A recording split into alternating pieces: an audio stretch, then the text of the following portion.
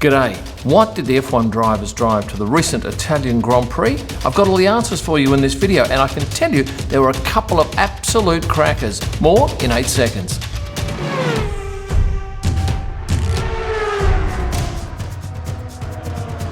I'm going to get straight into it with Pierre Gasly from Alfa Tauri driving his familiar Honda Civic Type R. His teammate Yuki Tsunoda wasn't driving a Type R. Shock horror, yes. He was in a stunning silver NSX. This was a German registered vehicle, and the NSX has no badging on the back, or the front for that matter. The only way a novice can tell what car this is if they look through the rear window at the engine where there is an NSX logo on the back. That's the Alfa Tauri drivers. What about the Alfa Romeo drivers? Once again driving Tonales with Valtteri driving this grey one. He wasn't actually driving it, his trainer drove that car. He rode his bicycle into the track along with his girlfriend Tiffany Cromwell. And on the Thursday, Valtteri signed some prints of mine, which are up for sale on the kimelman.com website. There are still a handful left, but a very popular first offering from the 10-time race winner, Valtteri Bottas. His teammate Zhou Guanyu was also driving a Tonale Alfa Romeo, and on the Thursday he arrived into the track dressed all in black, but wearing Prada shoes. And if you follow me on Instagram, you've probably already seen my shoes of the paddock post. However, here's a whole host of images that I shot of shoes from that race weekend. How about we go now to the Williams drivers? There were 3 of them this weekend, of course. Nicholas Latifi arrived in this Volvo XC90. He had his girlfriend with him this race, Sandra Zivacek. His teammate Alex Albon was in a blue Stelvio Alfa Romeo, but of course only for, 2 days, because on Saturday he took ill after getting appendicitis. That ruled him out for the weekend. And who stepped in, of course? It was Nyck De Vries, the Dutch driver. He was driving this beautiful white GLE 350DE 4MATIC. I spoke to Nick briefly after the race on Sunday, where, of course, he ended up scoring 2 points for Williams, which was a mammoth effort. First time stepping into a car for a race, and with just FP3 and quali under his belt. And he said the thing that surprised him was how sore his arms were. And at this point, I'm going to go to what watch Nicholas was wearing. He was wearing a team watch, which is from Bremont. And you'll remember in my last Drivers Drove video, I talked about the watches that the drivers wore being largely not set to the right time. So did any of them take note of that video and sort that problem out? Yes and no. Let's have a look at what I saw on the weekend. Nyck De Vries, he was wearing a Bremont, and on Saturday his watch was showing 9:45 on the 19th. Well, in fact, it was 5:22 on the 10th, miles off. But he did correct it on the Sunday. Well, half correct it because the time was right at 5:34, but the date had clicked over 1 day to the 20th. So I'll give him half a point for that. Zhou Guanyu, I took this picture at the press conference at 4:02 p.m. and look at this. Watch set at 10:36. Now, a couple of you said last post that, that's because they might be on different time zones. That's definitely not the case. Time zones don't differ by 17 or 12 minutes. They differ by an hour mostly, but sometimes it's half an hour and very occasionally a couple of places are 15 minutes. I took this photo of Lewis Hamilton's IWC at 3:45, and look at that. Time's right. What about the date? Sunday, January 26, 2020, miles off. It was Thursday, September 8, 2022. Daniel Ricciardo's Richard Mille was showing 2:46. Well, in fact, it was taken at 3:36, an hour and 10 minutes difference. So whose watches were on the right time? Well, hats off to George Russell, because his watch, the IWC annual calendar, was showing 3:04 p.m. on Thursday, September 8.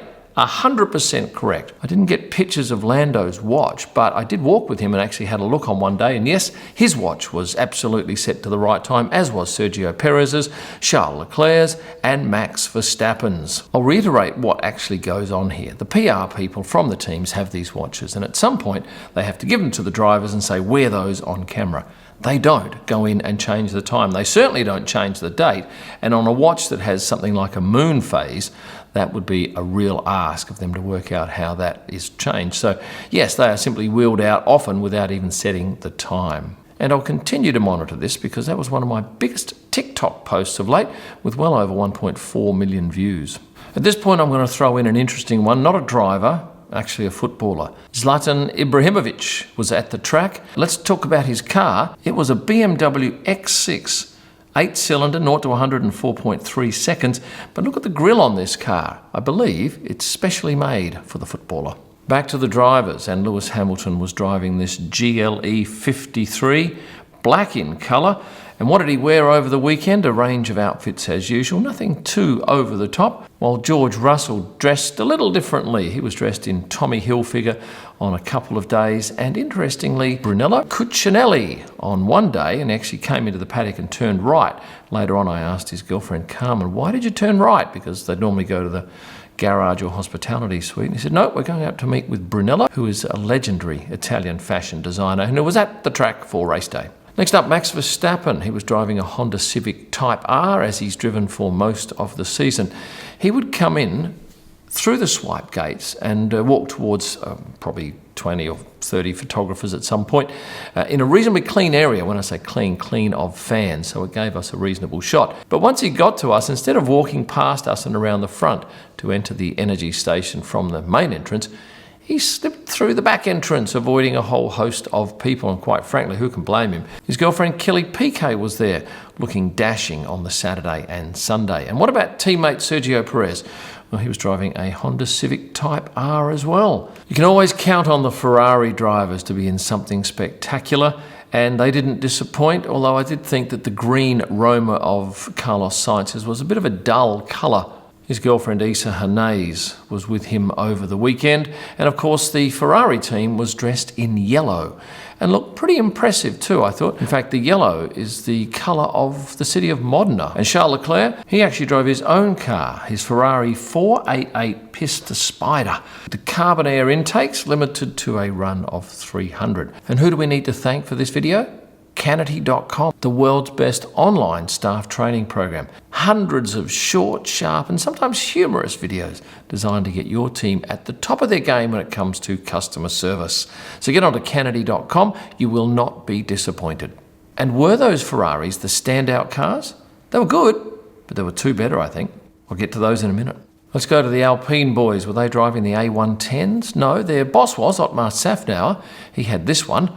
But both of the drivers were driving Renault Espace Initiales, big people movers that they've driven quite a fair bit this year. Esteban Ocon was with his girlfriend Elena, and what can I tell you about Fernando Alonso? He was riding an electric scooter, which enabled him to escape a lot of the fan hysteria. Here are the two Alpine drivers, along with team boss Otmar, in pit lane on Friday when we had a minute's silence to remember the Queen, the beautiful Queen of England, Her Majesty Queen Elizabeth II.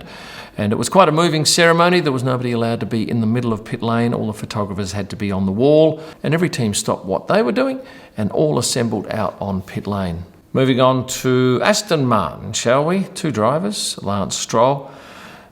I really struggle for anything interesting to say because Lance always drives a DBX. It really only changes by the colour, and this particular race he was driving a grey DBX. Seb, well, he had a yellow, bright yellow DBX which his trainer Mark Arnold drove, and Seb rode his bicycle into the track. Who was driving a big black BMW X5?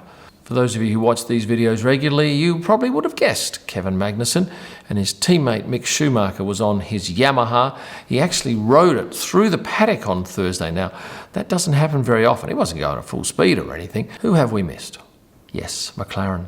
The two drivers, Daniel and, what's the other one? Lando, were both driving 720S McLarens. Most beautiful sports car. Interestingly, these are both UK registered, and yet they are left-hand drives. Daniel was driving this bright orange one, and have a look at this. Bird poop all over it. And it was there on all 4 days. Lando, on the other hand, was driving this black one, and they are special to look at. And I had to laugh on Thursday at the TV media pen. I was looking at Lando Norris through my viewfinder, and I was zoomed in quite close, and I kept seeing this mark on his neck. And then I'd take a couple of pics and zoom in on with the camera. And yes, he had a badger, not a honey badger, but a badger on his neck on one side.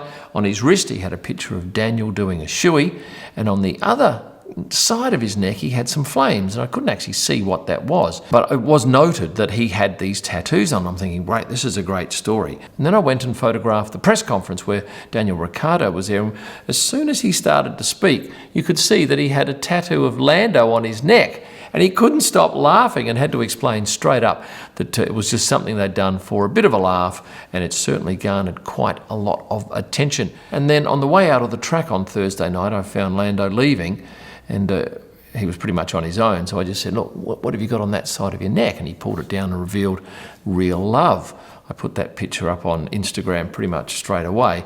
Great response to it, people thinking it was real.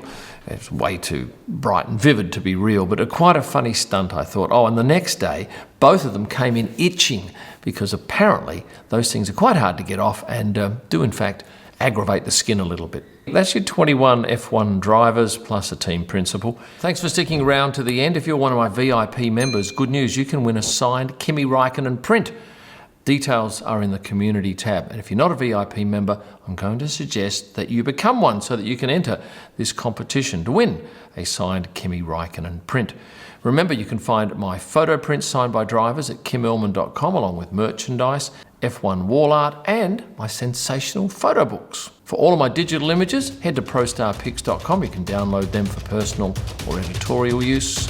And for my best images live from the track and all during the week, head to Instagram and search at Kim Illman. Thank you for watching, and stay passionate.